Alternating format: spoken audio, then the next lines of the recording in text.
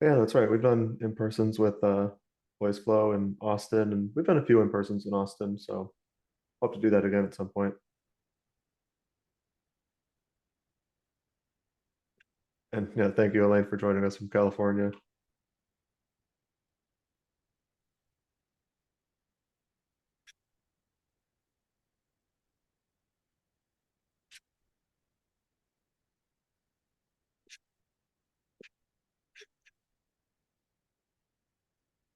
Ankur, I think we can begin now.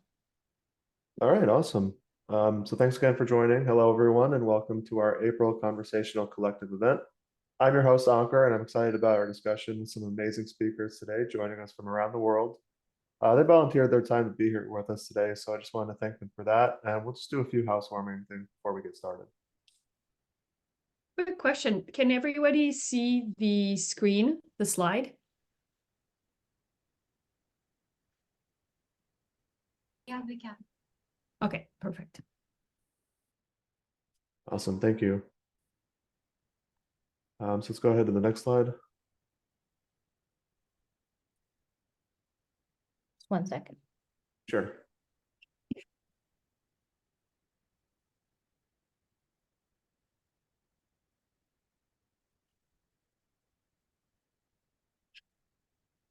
Okay, one sec. There's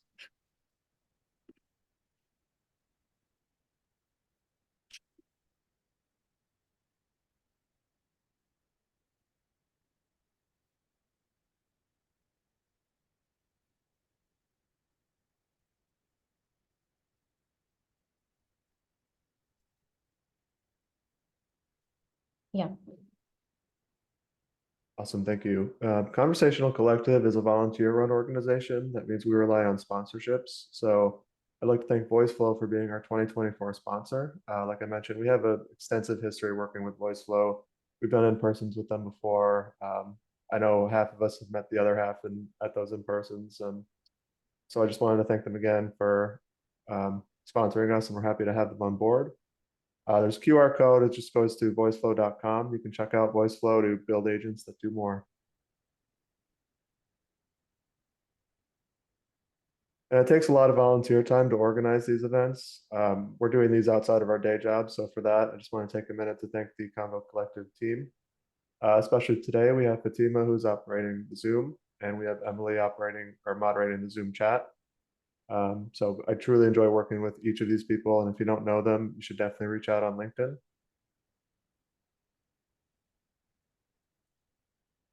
And if you haven't signed up to be a member yet, please do take a moment to fill out our community form where you can provide us feedback. You can sign up for the newsletter, join our social channels like Slack and LinkedIn, and there's a link at the bottom. I'll share a few links for Convo Collective, but they're all in the Zoom chat. It'd be probably easier to copy paste that way. And you can learn about our upcoming events by following us on Eventbrite, or just go to convocollective.org where we have all these links and more resources. So here's a quick agenda for our event today. We'll have a lot of discussion time. I know we're all busy, so I'll make sure we get out of here on time and we'll wrap up at the top of the hour. It's mostly going to be the panel discussion, but I know a lot of y'all have sent in questions, so thank you for that. I know we've already kind of started with this, but before we begin, I'd love if everybody could introduce themselves in the chat and tell us where you're joining from and what brought you here. And during our discussion at any point, if you have a question for us, just drop it in the chat, and we'll try our best to ask it. Like I said, I also pulled a lot of questions from people who left them during registration, so thank you very much for doing that.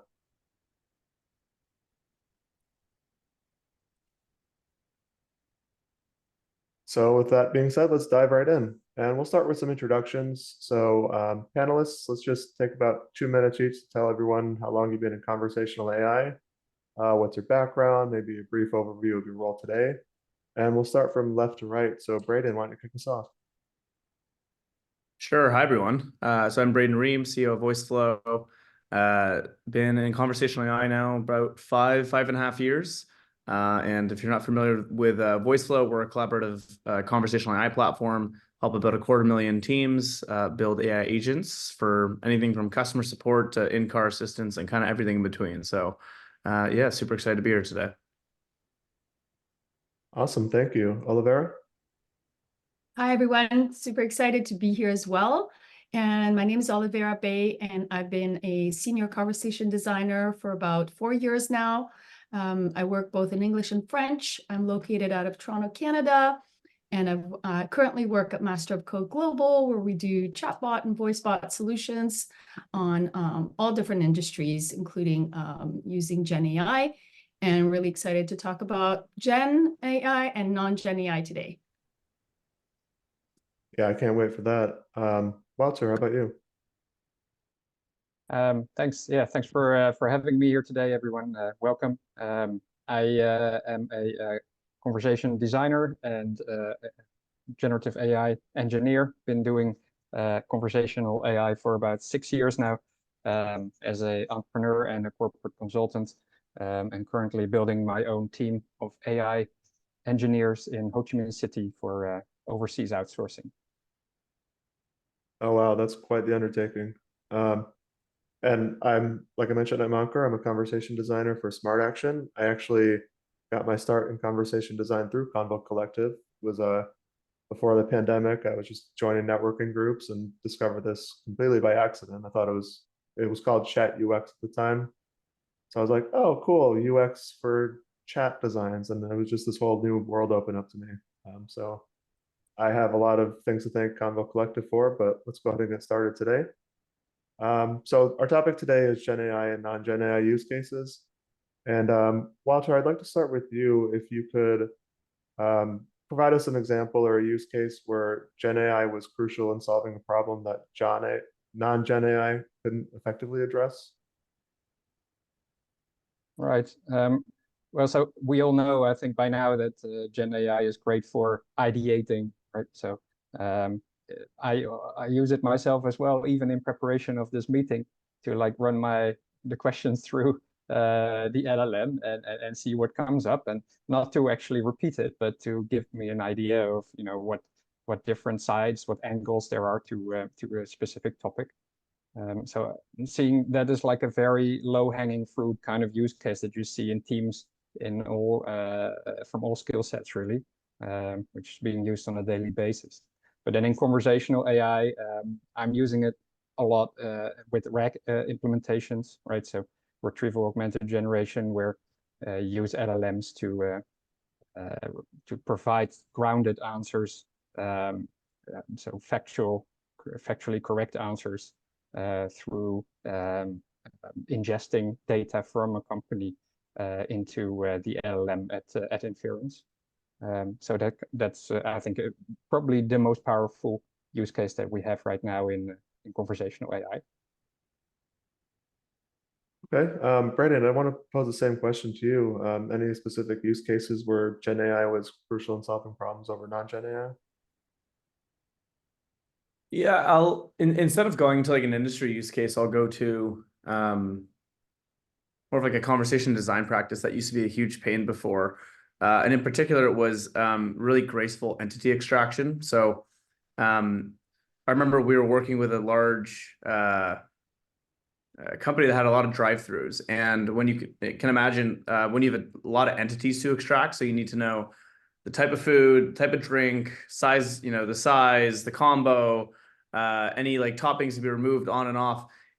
The amount of in a deterministic flow, having to know all the different combinations and design all those different paths became pretty untenable. It was a really, really hard problem.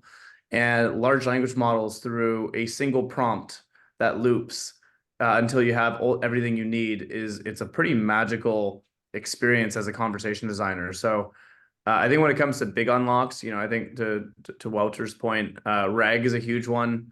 You couldn't imagine all the FAQ use cases, and now being able to generate synthetic answers really quickly that are accurate based off your own data is a huge unlock. And then, yeah, I think entity extraction is one that we're pretty grateful for. So I'm curious, in the drive-through use case, were there any challenges in getting that built? Pre-Gen AI, tons. Like to the point where everything kind of had to be like like super custom models. It was not like you could use a standard dialogue manager and like standard approach to conversational AI. But now with Gen AI, you can build it yourself quite easily. And so the difference between before and then, and you can see there were some pretty large acquisitions in the space for startups who, were bought for $1 billion just to do this one particular thing. That's how big of a problem it was before. And Gen AI has made it so that anyone in this chat can be able to build what some of those companies were doing. And with Gen AI, did you experience any roadblocks or any issues getting it set up? No, it's fairly simple now. You just have to you have to be fairly good at prompting. And for anyone here who's like used prompting for entity extraction or like pulling things out, it can be like working with a toddler at times, because you'll be like, please only respond with like apples, and it goes, okay, here's my response, only responding with apple. Like it'll still do stuff like that at times. So you have to do things like in the prompting, like this is a life or death scenario, take a deep breath and like go ahead and do the prompt. You still have to do weird prompting techniques like that to get it to give you what you want. But other than that, I think that'll get better over time. Yeah, for sure. And I do want to pose the same question to Olivera. Just any use cases where Gen AI was helpful in solving your problems over non-Gen AI? I think you're muted. 1 second. Where am I? We can hear you now, though. Okay, awesome. Thank you. Yeah, so as far as use cases, I'm currently working on the most complex one with one of our partner companies.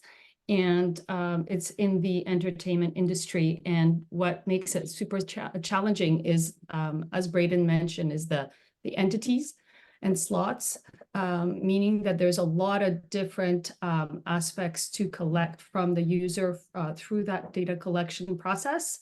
And so having Gen AI makes that so much easier as far as like a user journey, because then the user, we're not having to burden the user with collecting 100 data points. If they have provided us, let's say they've provided us 4 or 5 data points in their first utterance, then we can just pull those out and we could skip collecting and only focus on the ones that are remaining. And we do it in a conversational way that also is going to be different every time they come back to that use case, because the nature of Gen AI is that it's going to phrase things differently every time, and that's the beauty of it. But that's also the challenge of it with the hallucination part, because sometimes it can get confused, and we can never be 100% sure that it's going to give us exactly what we needed to give us, which is also another point about the prompting technique. And as a parent myself, giving instructions has become definitely like a top skill I've developed, because giving proper instruction, I guess it's instruction design, that's an art and science to it. Being concise, covering all your bases. You just can't think of all the ways a child will, do things. So they always keep you on our toes.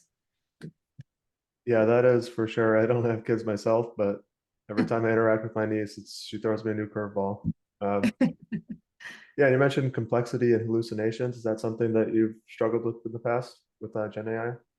I do, yeah. I definitely, I would say I like to see it as a challenge. It's always, finding new ways to look at the information.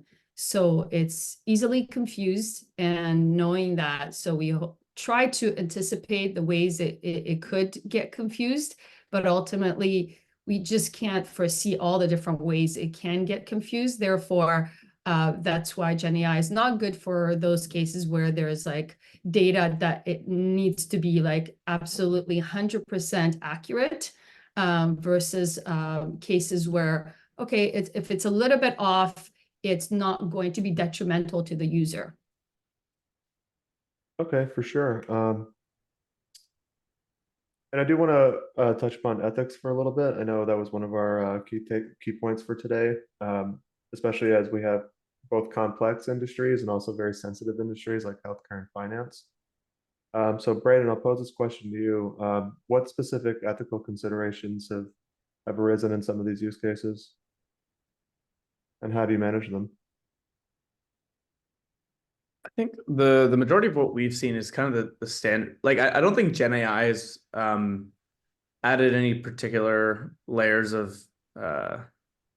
sensitivity other than like the standard I don't want to send my data to OpenAI unless I have like a contract or something like that, or I want to use my contract with Google. Like other than like the LLM piece, which is essentially just adding another vendor, I haven't seen any specific ethical concerns outside of what we would have already saw with sort of traditional Gen AI. So, if it's healthcare, do you have HIPAA compliance? In FinServ, they have their own considerations. How are you handling PII data?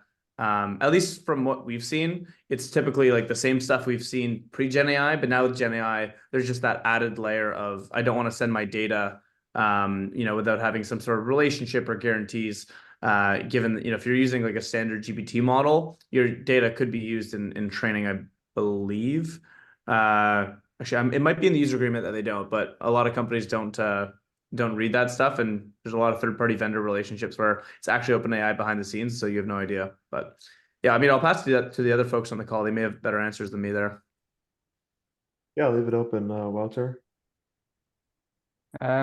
Yeah, I think actually that there's a big difference between the two in the sense of the data that is not transparent, the training data of an LLM. So you said yourself, I think, before that in the past we used to make almost completely custom models to extract these entities or create an NOU that works for that particular use case. But now the LLM is trained on this big data set that we don't know what is in it.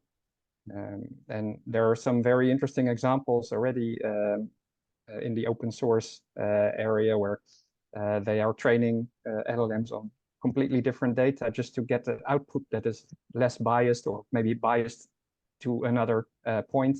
For example, I know in America there is now an LLM that is only trained on the writings of Black authors and Black researchers.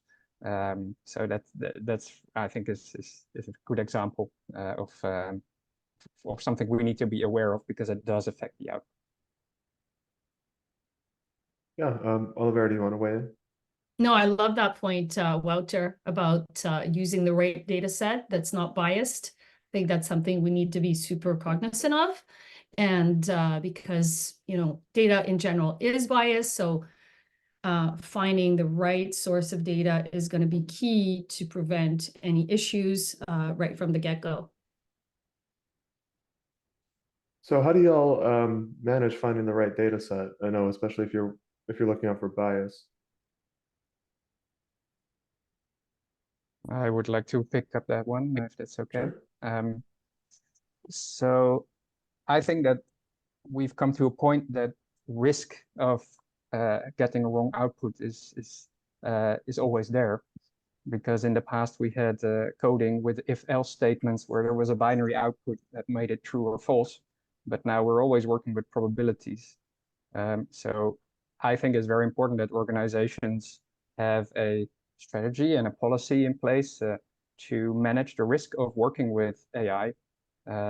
So for example, a use case that is only chatting with internal employees might carry a much lower sense of risk, thus meaning that the lower probability of correct output is acceptable in that case. Whereas if the use case is actually chatting with the external public, then you probably want to manage that risk much more carefully. So I think every organization needs to have systems in place, just like governments are now preparing these levels of risk. For example, in the EU, you have 4 levels of risk of AI. Every organization should have one of those, and I think everyone working on an AI use case should also have some sense of accountability towards the level of risk that is acceptable in that case. And Braden, I saw you unmuted. No, I was just nodding in agreement. Yeah, you did touch upon a topic I wanted to get to, in terms of how the regulatory landscape might evolve as Gen AI becomes more a part of our lives. And I'll leave this one open again because I know we're all from different parts of the world, so different regulations are going to come in.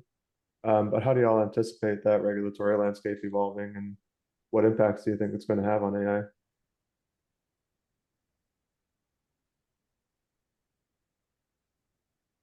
I don't know if it's necessarily regulatory, but I think when a lot of these models were initially getting trained, it was kind of the Wild West, and these things weren't commercially valuable yet. And so, people are using YouTube data, they're using Reddit, like whatever you could find, right? And then now, given how commercially valuable these things are, the adoption that they have, and also their threat to the actual data sources themselves, right? If you can just get all your information from ChatGPT, why go to the New York Times? It's been really interesting to see companies start to get very sensitive about folks scraping their data in a way that it wasn't really a big deal a couple of years ago, and so a little bit less regulatory, but I think we'll start to see some. I think we'll start to see companies really wall their data off publicly, and that's going to lead to some pretty interesting like commercial agreements. It might even slow down the training of models if there's just less of the internet is publicly available. So that's just one observation from the past like year and a bit. Yeah, that's interesting. I guess outside of the regulatory, just how companies handle AI. I mean, I spend way too much time on Reddit, and I remember all that controversy about them increasing the cost of their API, which killed off third-party apps, but helped Reddit profit from Gen AI. So that was a really interesting case. Oliver, what do you I think think about? Oh, go ahead. Sorry, yeah, I think it's a very interesting discussion point because you say, Braden, that companies are going to wall off their data, but I'm not saying I'm thinking one way or another. Just curious to have a discussion about this because there's also the transparency thing that's so important in AI. Yep. So if a company is not, or an organization or a government or whatever is not open about their data set or their underlying what is it, models, that's a risk for the trust in their organization, maybe as well. I meant the inverse. I meant the companies that have the training data. So for example, like the news publishers, YouTube is a big example. The places that have the data, walling that off and being a little bit more strict on who can actually train models on top of their data. Yeah. Agree. Yeah. Good point. Yeah, Olivera, what do you think? I think that, I think that companies need to have more people in place that are going to be responsible and take ownership of the data sets, for one, and those people, I'm not sure what you call those, but ethical agents in companies, for lack of a better term, need to work with policymakers. And I think that's happening, in governments. In EU, for example, they have regulations now and laws for managing AI. So that needs to continue to happen across not just government, but a company level, in terms of how data sets are what they're built on, how they're built, and a regular maintenance of those. I think it's a very, very important point. Yeah, that's really interesting. And I'm curious how this is all going to play out, especially with users that are providing the data at the end of the day. But of course, just like for any current free service, it's not like the users see a profit from that. And there's also considerations with art. I know it's more of an issue there where artists aren't aware that they're being used for Gen AI, but I'm curious if that might ever come up for the more conversational side. I forget who mentioned it, that a lot of companies will intake the data that they get from users that are calling in and help that train their Gen AI, but users aren't necessarily aware of it, especially if it's happening on a third-party company. So do y'all see any issues with that, with third-party companies using data? specifically to train the Gen AI that callers aren't aware of? I mean, I certainly see issues with it. I think it's going to happen regardless, though. I think that's the reality of a lot of these models is, you know, probably everyone on this call, some of our data is in the training sets for these things, right? You know, whether it's Twitter or, you know, whatever it might be. You know, would I prefer to not use my stuff in training sets? Yeah, but you know, just the way it's going to be, right? It's kind of like if anyone's ever found themselves on like Google's, you know, the Google Maps like Street View, you know, they try to block out the face and stuff, but you can get caught on those things. Yeah, it is an interesting point though that you know some people might be more active on the internet than others, or different cultures might be more active on the internet than others, and that will also then impact the responses of these LLMs. So that's a good point. I think that Braden is right that it's hard to completely stop companies or organizations from using your data. It will happen one way or another. I also think it's good that it's regulated and that they are aware that there are risks involved, and then that they try their best not to do it. So yeah, I think it's a challenge that of awareness, and for any kind of awareness or any kind of understanding of what AI means to not just to a conversational AI implementation, but also to society as a whole. It comes with conversation and discussion, exactly what we're doing now.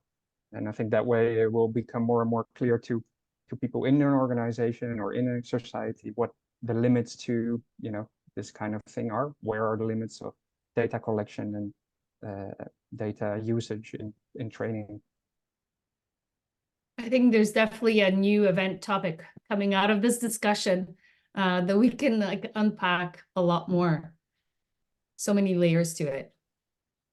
Yeah, definitely. Ethics around AI, and there's just so much to it. Also, I'll switch gears a little bit, go back to implementation. So this question I have for Braden, based on your experience, could you recommend best practices for anyone implementing Gen AI or non-Gen AI use cases? I think like one of our firm beliefs at VoiceFlow is that you're going to have a mix, like great AI agents, especially in enterprise use cases, are going to be built with a mix of deterministic and generative logic. So what I mean by that is I kind of think about LLMs as, you know, human employees. And let's say you're training a barista. I've used this example a ton, but like let's say you're training a barista like Starbucks, and they come in and, you know, pre-Gen AI, you had to teach them how to speak English at the same time as you had to teach them how to work at Starbucks. Now the great thing is they know how to speak English. You just have to teach them how to work at Starbucks. And so how do you actually teach a human how to work at Starbucks? You give them the rule book, right? You give them, here's the process for making a latte. Here is the process for making a cappuccino. Here is, you know, whatever. And then you're not allowed to go in the back room. Sorry, that's only for managers. And you're not allowed to keep the cash register open. Like you have all these like human defined rules. And so I think the idea that we're going to have an AI black box when we don't even have human black boxes is crazy, right? Like even with human workers, we still have a lot of rules and policies in place to actually make sure that things go, you know, according to our business logic and business operations, like how we want this to happen. So I think deterministic copy is going to be a thing of the past in a couple of years. Like, you know, a lot of conversation design, 2 years ago was writing responses manually. You know, we still have a lot of customers at VoiceFlow who do this because, you know, Gen AI might not be a priority for them, or they want to do internal use cases first. And so they're still writing, you know, deterministic responses. I think in a couple of years that goes away. But the actual logic is going to be, in my opinion, deterministic rules that are specific to your business with a large language model, essentially like operating on top of the rules that you set. And those rules might look like a flow diagram. You know, it's basically just a standard operating procedure, right? And so all of us in this room kind of go from being like conversation designers to kind of like HR managers almost. Like, you know, we're writing like employee handbooks and, you know, here's how you know, greet a customer. Here's the tone to use. If a customer says this, you know, you should generally kind of act like this, like in the exact same way you would train a human employees, you know, kind of how we'll be focused. So, yeah, to kind of wrap it all up, I think it's going to be a mix of generative and deterministic logic and flows. I do not think that LLMs are going to be a single prompt that you just loop the whole conversation through and it, magically does everything. I know there's certainly some vendors in the space that I think maybe on the SMB side with like less complex bots and it's all just RAG and maybe like a task or two. They're trying that more black box approach because it's really easy. But I think for any enterprise that's trying to deploy something at scale that has, a lot of complexity and your business has a lot of sensitive data and things to work with, you're going to have a lot of determinism baked in there no matter what. Yeah, well said. And if anyone's a gambler in here, I think the odds of me ever becoming an HR manager are probably about 500,000 to 1 until Braden just said that. But that's an interesting point. We're all going to be in the HR business in a couple of years. These things I love that analogy. I love that analogy. I also think back to the point of instructional design, where we're somewhat teachers. We're teaching, we're guiding, we're coaching, we're like putting up limitations, and then we're also like opening up where it can do its thing of generating and creating like a variety of responses versus like a very static way to deliver information. And that brings up my next point, which is that for the most part, we're going to be seeing like more hybrid models. But then as far as like, bot to bot, there's certain data points that are just static. For example, it could be a telephone number, it could be opening times. Those things are not going to change. We don't want to muddle around with those. We want those to be static. So not everything is Gen AI, but certainly I would say that majority of things will be a hybrid, traditional legacy systems combined with Gen AI. Yeah, I'm glad you mentioned that because I did, the topic of today is at a high level Gen AI versus non-Gen AI. So I wanted to ask the room what use cases, if any, that you think where non-Gen AI is currently the way to go, at least in 2024.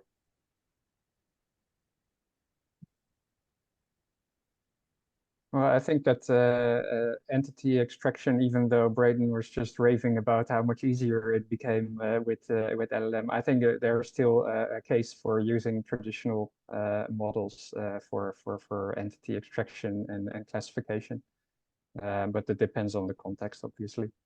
And I also agree with what Olivera just said, that there are just times when you don't want this probabilistic outcome. You just want to be more sure or completely sure that then you just don't want to use LLMs.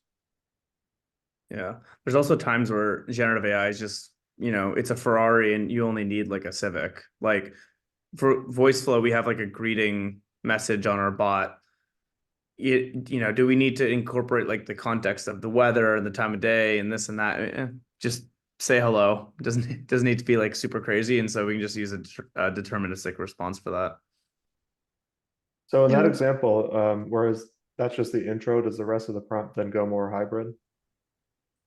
So the rest of the prompt, the rest of the bot.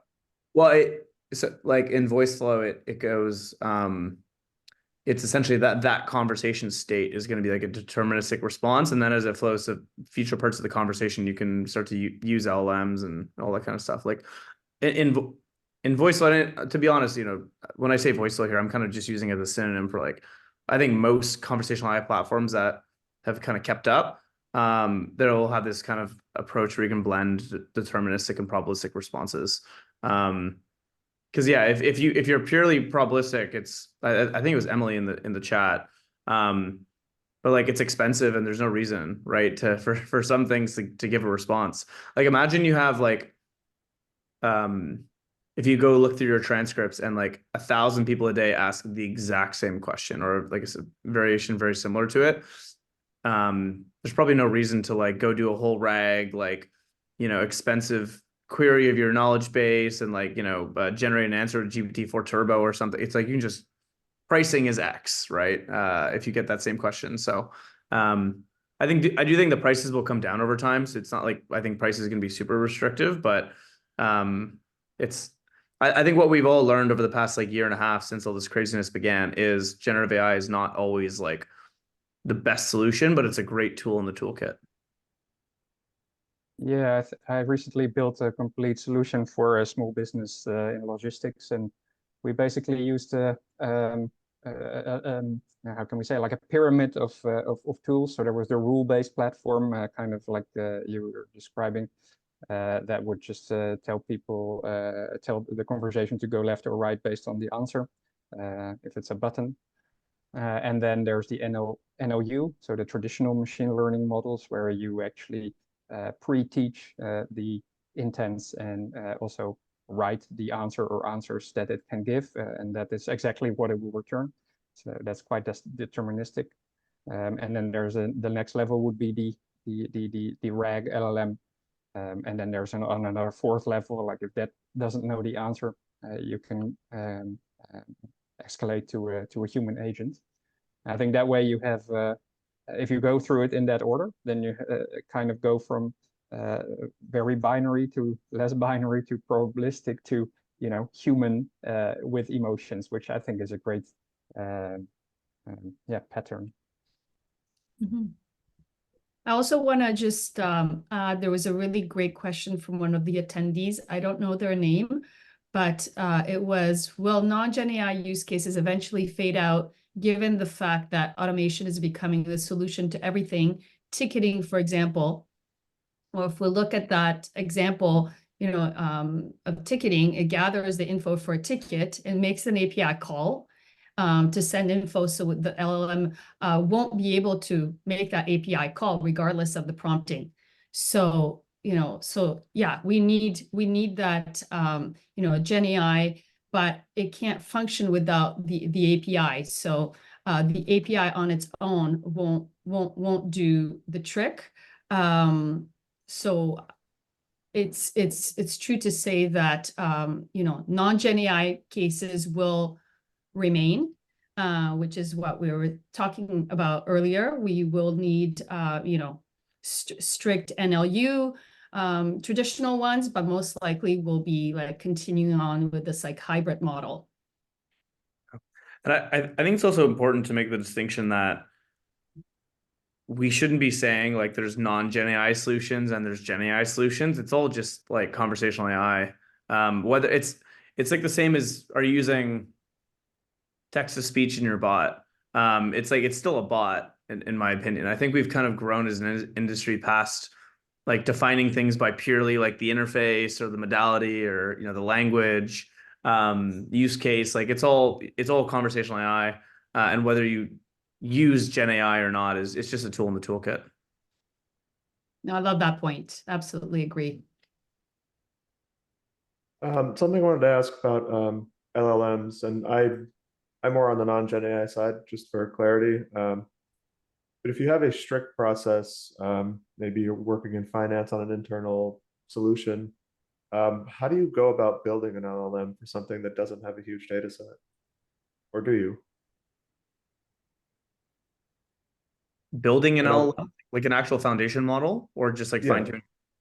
Or fine-tuning it, either way. Yeah, I think if anyone here has $100 million to build an LLM, please message me. I But will. it's certainly expensive to train like an actual foundation model. I think in terms of fine-tuning, you don't need like a ton of data to get started. And like some of the open source foundation models are pretty good. So yeah, like that's an approach we see a lot of people messing around with. You could also argue it's overkill, and like you could just use RAG, you know, versus like there's kind of two ways to approach the same problem, right? Like you want to have an answer that is basically customized to your data. So do you want to do like RAG, which is where you're essentially like you've got all your data in one place and then you're pulling it out and giving it to a foundation model? Or do you want to have the foundation model already have the data like baked into it? I would argue that like a highly reductionist way to view this, but like, you know, just at the highest level, I would argue that a RAG approach is far more scalable because you can actually maintain that knowledge base over time. You can have a GUI to quickly, you know, make changes to the data. You don't have to actually like retrain the model or anything like that, right? You can just quickly make changes. So I think at the beginning of the LLM craze, everyone was talking about fine-tuning their models and things. And I think it's, for some companies, that's still the right approach. But I think for most use cases and most people on this call, using a RAG approach is going to give you the same results and be far more practical and cost effective too.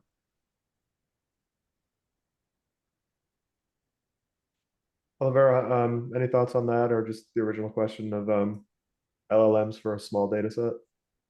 Yeah, I think RAG is the way to go. Definitely from a cost as well as accuracy perspective, and gives the companies control over their information. I also want to point to time, and I wanted to have a chance to hear from the audience. If anybody wants to raise and join into the conversation live, we would love that. Yeah, and I do want to highlight a question that came in from Maurice, and I'll just read it off. I'm coming from a UX product designer background, and I'm very interested in, quote, no UI or as few buttons as possible. Anyone connecting bots with visual and audio avatars such as Synthesia and possibly later with Inflection PI? And I'll leave that open for the group. I'd like to pick that up. I'm having some connection issues, so I hope that that you guys can hear me well. Yeah. But yeah, I've actually done that last year as a proof of concept, which was really cool to do. So to see your avatar actually speaking out the return from the LLM, sounding as and looking like a real person, that's really cool. But the costs are very high at this time. And it takes a lot of extra development time as well. So yeah, I think we're going to see a lot more of that in the next few years as prices go down. But it's a little bit early for that, I think, right now. And then another comment earlier from Valentina, I wouldn't feel comfortable to ship a full Gen AI application to the public. My fear is to be featured in the news. If it's internal full Gen AI, okay, that would be fine. The risk is limited, but assuming everyone has been trained on what the AI is and LLMs and et cetera.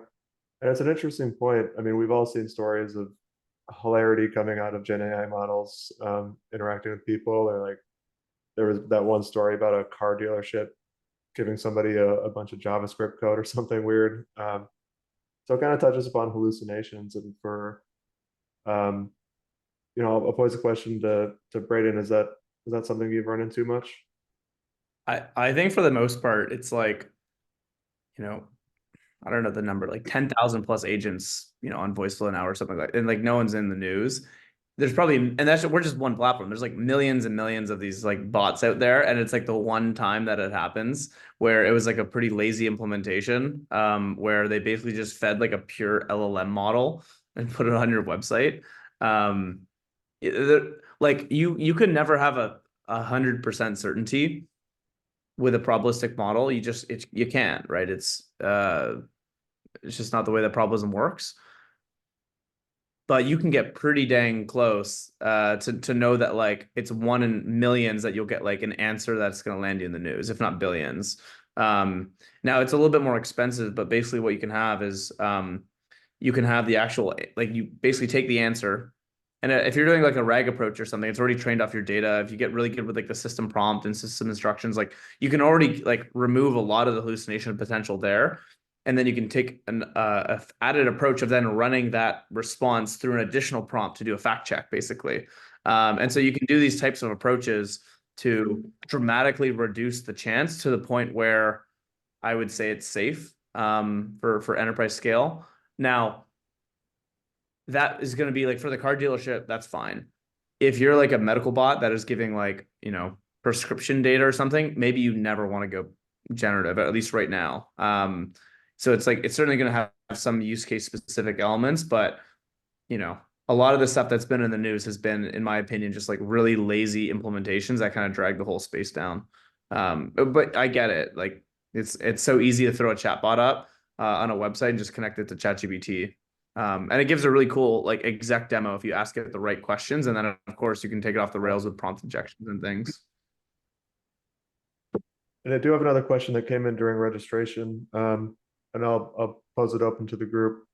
What type of use cases should my team start on when experimenting with generative AI?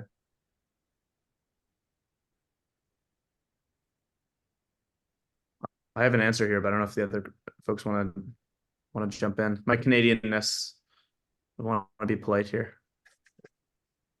Go for it, Braden. Internal use cases is like if you're nervous about doing external customer facing Gen AI use cases, internal like RPA automation, like I'll give an example that we have at VoiceFlow. We have our sales folks are constantly like spinning up trials and things for customers, and like changing the trial length or like setting the seats, all that kind of stuff. Those are changes we used to have to actually make manually in the database, and so we like salesperson would have to pay and wait for an engineer to actually be able to make changes, or summon a new SQL. And now we just have a bot that is basically like our like internal DB bot. And as long as you have the right like admin levels, like our salespeople can talk to it and be like, hey, I want to set up a customer trial for this customer. Here's their email. They want to invite these team members, and like, the risk of it messing up is pretty low for us. And that's been able to automate a lot of tasks. And now that's a use case that could have been done pre-Gen AI as well. We actually did have that. It's just like not as smooth and conversational, and it was a little bit more like rigid in feeling. But now it's it's great. And so if you're worried about putting things in front of customers, you can always put it in front of your own internal stakeholders first, where the chance of failure is very low. You can start to get a feel for what it's like to actually build Gen AI applications. You get a feel for like how the workflow works, how to prompt and things like that. And then once you're comfortable, you can start to break off slivers of use cases into external. I think when it comes to like tiering external use cases, I think FAQs and RAG are probably like the first external use case to start with, only because, again, with an FAQ, as long as you're not, if you're like in the medical space, maybe this is going to be a little different, but for the average business, you already have your FAQs on the site, do a RAG implementation, and now, you're able to handle a much wider base of questions with a lot of different semantics and how they're asked. And then, over time, you can kind of move to like the ultimate tier, which is like task automation. Be able to process refunds, like actually upsell customers and stuff, but like internal FAQs and like just basic knowledge automation, maybe more sensitive knowledge automation that requires like authentication and stuff like that. And then finally task automation. That's kind of how I would tier it. That's really well said. Yeah, that makes a lot of sense. We have another question coming in. This one's from Juan. What do you think the main factor might be in holding small businesses back from adopting generative AI solutions like a chatbot? And again, that's an open question.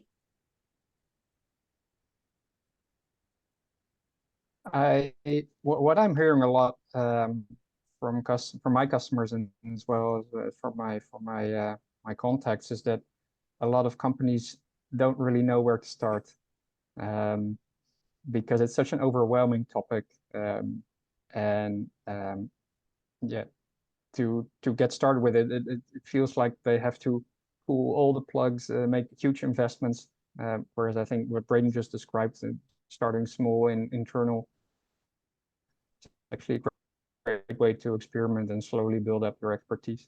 So yeah, I would suggest to any company like that to just give it a go, and start with a small use case. Yeah. Yeah, and that reminds me of the question that was another attendee question. What do customers need to overcome to put themselves in a position to use Gen AI? I think, first of all, like we have these different stages. We have the Stone Age where there's no API, CRM, only welcoming bot, routing to agents, no ability to automate. And then we have the next stage, which is API, CRM. And then the final stage 3 is using Gen AI. So I think it's understanding what information they want to automate, and what information should be static, what shouldn't be static, what can be generative, how we using generative AI to, basically use that information. Yeah. And we have a question coming in from Ramona. Does AI hallucinate on internal data that you train it on? I quickly wanted to add an answer on the SMB thing, because Sure. we work with like a couple thousand SMBs, and there's two things that are holding SMBs back. One is this is like a really effective, cost-effective services layer. So traditionally, conversational AI services have been enterprise facing. Reason for this is that the conversational AI up until recently was like almost exclusively enterprise technology. It was not technology of scale, right? And it was expensive, like I think it was reported, this is all public information, but like Bank of America spent like $100 million building Erica, right? Like, Joe's Bakery does not have $100 million to go build a chatbot.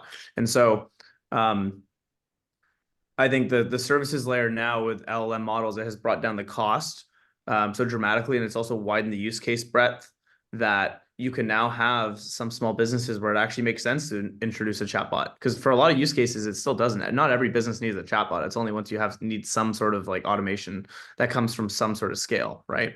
So I think we're starting to see like solo freelancers and things like if there's anyone in here watching, the AI automation kind of like agency boom. That's a really interesting trend where you have a lot of like, 1, 2, 3-person agencies in addition to, larger agencies like a Masters of Code.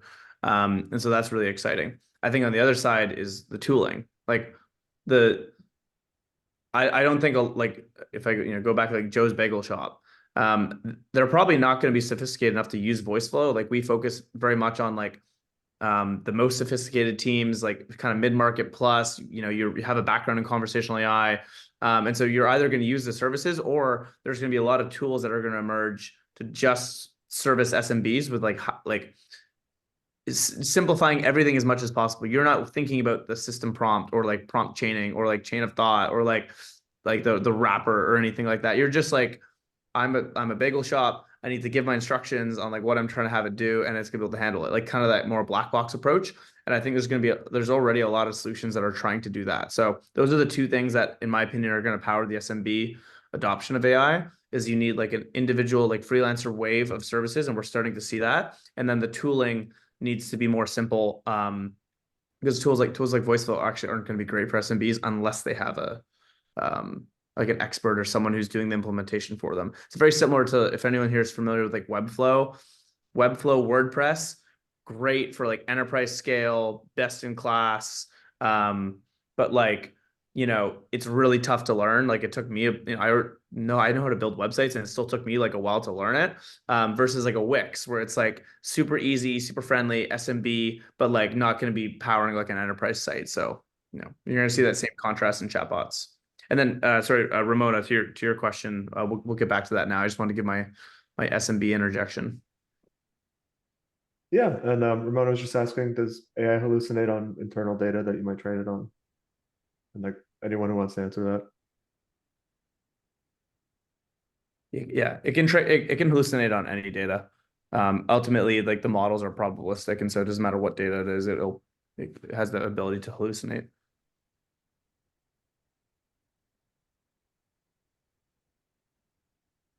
Yeah, exactly. It depends on a lot of criteria, a lot of aspects. So, sorry. Yeah, my connection. Apologies for that.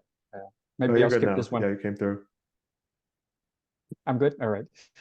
Yeah, so it could be due to the training data, it could be due to limited RAG data, it could be due to maybe someone trying to jailbreak your bot by phrasing the question in a way that confuses the LLM. Could be that there are no guardrails in place to check the output of the LLM, etc., etc. So yeah, that's where it becomes complicated. Then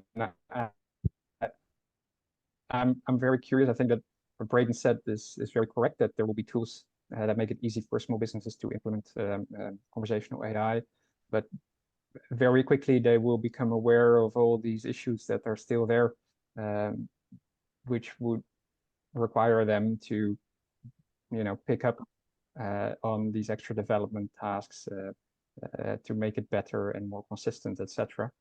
But I'm glad that there is a way now for these businesses to get involved and build value on conversational AI. Totally. Yeah, there's gonna be like a stepping ladder of tools, in my opinion. And like our goal of VoiceFlow is to be the last chatbot platform you ever use, but not the first. Because I think it's, when you're first getting, everyone here remembers on the call, like when you first get into conversational AI, it's like there's so much jargon, and I remember like trying to wrap my head around like what an intent is and all this kind of stuff. And platforms that make it really easy to like on-ramp into this space are really important. Because yeah, if you start with like coding on like Dialogflow or something, you're gonna pull your hair out. remember Yeah, that. we are at time, so you know, I can stick around for a second if anyone has any final thoughts before we wrap up. I just wanted to say thanks to all the participants. Of course, Braden, Wouter, awesome to have you on here. And looking forward to the next one. You're very welcome. It was a pleasure, guys, talking with you. Likewise, Thanks, thanks Andrew. everyone. Yeah, thanks everyone. Cheers. Ciao. Bye-bye. Have a good day. Bye.